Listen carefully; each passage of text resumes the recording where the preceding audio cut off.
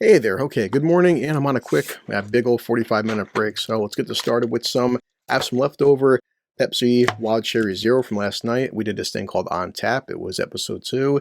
It was 3 hours and a ton of fun. But once I get the link from Russell, because he's being greedy and stealing my glory, He hates me.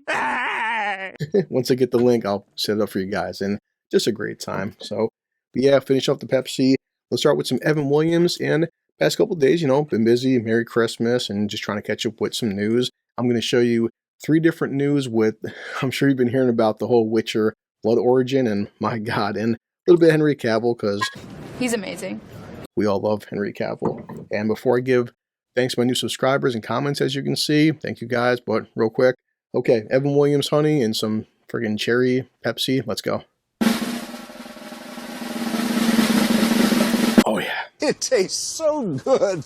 Yeah, so off the bat, I just want to say, new subscriber, Tim Gibbons. Thank you so much. And this guy, G's Adventures, like that's so cool. G's Adventures commented, "Happy holidays. I saw this movie Christmas," and he goes, "Good review, Chris. Very welcome, and thank you so much." And yeah, Marriott Miller, that's a cool name. Becca Lower, just sounds cool, Becca. And as you guys can imagine right here, The Witcher Blood Origin from the Critical Drinker, and I watched it, and oh, your show sucks.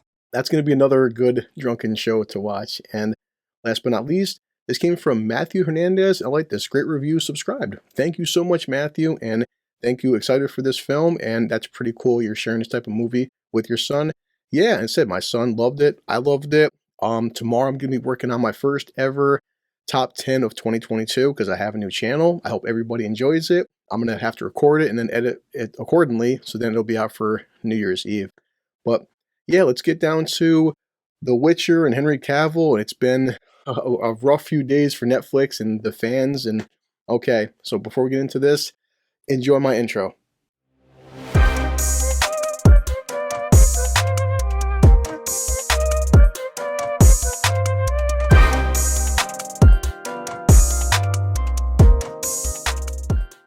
Well, this comes from Forbes, and as I said, I'm going to pull up 3 different news articles. But yeah, Forbes, The Witcher Blood Origin has Netflix's worst audience scores of all time. And I guess one point is down to 7%, but now it's at 35% from critics and 9% from fans. And holy shit. The short version, and this is the real tragedy of The Witcher, is you guys have had so many books, you have video games, you had Henry Cavill. You had it all this time. You could have made this, as right here, Netflix's answer to Game of Thrones, and boy, oh boy, man. So yeah, this is a freaking 35% critic score on Rotten Tomatoes, and the last time I was writing about a series with all-time low audience scores on Netflix, it was the now canceled, what a shock, right? Resident Evil series. And even that had a 22% from audiences. It's like, holy shit. I'm not going to read the fucking comments, but it's just brutal, and to say the least. And that's it. I'm not going to delve on it too much. But a follow-up to this, which is fucking hilarious, comes from CBR. The Witcher Blood Origin is getting review bombed by novel Henry Cavill fans, and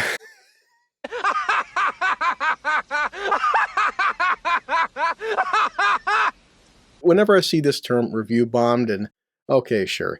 Okay, this comes from Emily Zogby, but it's saying it's receiving a plethora of 1-star reviews from fans of Henry Cavill in the original novels of Andrzej Sapkowski. I'm not going to pretend to be able to say that.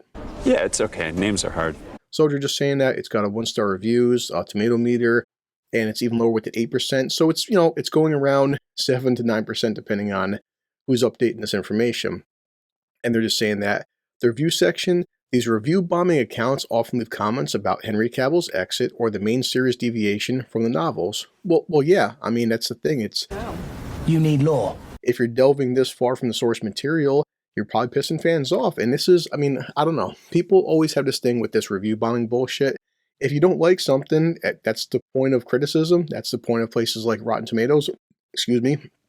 And if you don't like something, Try saying it out loud. it is your right to leave a 1-star review or a 5-star review. And people, are pissed off about Henry Cavill, but it's kind of they're fucking right, but either way, the ratings haven't come out yet. No one's watching. The Blood Origins falls flat with critics and fans. So then what's the critics' excuse then? I mean, not like a 35% or 36% critic rating is any fucking much better than a low audience score. It's just as bad. Yep, and then in November, fans of the series started a petition to keep Cavill in the role of Geralt after the star announced his departure from The Witcher after season 3. He can't leave us now. Okay, Cavill did not provide a reason for his departure. Yeah, well, everybody fucking knows because you're destroying this franchise. You ruined my show. So speaking of that, let's get into right here. This comes from change.org, and right here, Netflix, you must keep Henry Cavill as The Witcher and replace the writers instead. So he's a legend. He's a legend. As of right now, look at that shit. 295,000 people. Now, I know these change.org things don't mean a lot to a lot of people, but it's the point that that's 300,000 signatures is nothing to sneeze at. It's a pretty goddamn good number. Oh, that's a big number. Author, we'll say, I can't say his name, but himself said about Henry Cavill, I was more than happy with Henry Cavill's appearance as The Witcher. He's a real professional, just as Viggo Mortensen gave his face to Aragorn. 100% agree. So Henry gave his to Geralt, and it shall be forever so. And this is the thing with Liam, no disrespect to the guy, but just Liam, you're not gonna, I feel bad for the guy. You've always pitied him. Boy, says, we already had to suffer through the disaster. That was the end of Game of Thrones. Netflix, don't repeat the exact same mistake of holding on to writers and showrunners that believe themselves to be superior to the actual creator of the stories that made them successful. I'm drinking. I'm an alcoholic. It would never happen. But goddamn, guys, seriously, get rid of the fucking writers and showrunners and keep Henry Cavill. All right. So, to say the least, it's been, since the release of Witcher Blood Origins, it's not doing good by any fucking means. Let it die, let it die. And last but not least, I just had to pull this out, whip this out real quick as much as Henry Cavill does. But it came from Fandom Wire, and you use Wikipedia as your source of information. Henry Cavill obliterated journalists with his sarcasm, astounded everyone with his extensive knowledge on Greek mythology. Now, for some people watching me, if you don't know, back, let's see, 2011, Henry Cavill was in a little film called The Immortals. But I like this right here. Cavill can never have enough moments that reminded the audience of how much of a nerd he is and how adorable he could look while talking about it. He's so cute. Henry Cavill played Theseus in 2011's Immortals. His character was picked to fight King Hyperion by Zeus, who's rumored to be his father. But it's just funny because the reporter, right here, Henry Cavill did not expect someone to use Wikipedia as a source. Like, yes, if you're a journalist, what the fuck are you doing using Wikipedia in terms of mythology? And just Henry Cavill being the nerd that he is and the geek that he is. So Cavill was asked about his film Immortals and his role as Theseus in the movie. While questioning the actor, the interviewer referred to the character as a demigod, and Cavill corrected him in the most natural way regarding his misinformation. Are you stupid? In response, the interviewer cited their source as Wikipedia. This shocked the Man of Steel actor majorly, disappointing him further to see that people still use Wikipedia as a source of information, even when other better references are available, especially for lore and mythology. You use Wikipedia as your source of information? Yeah, shame on you. Shame.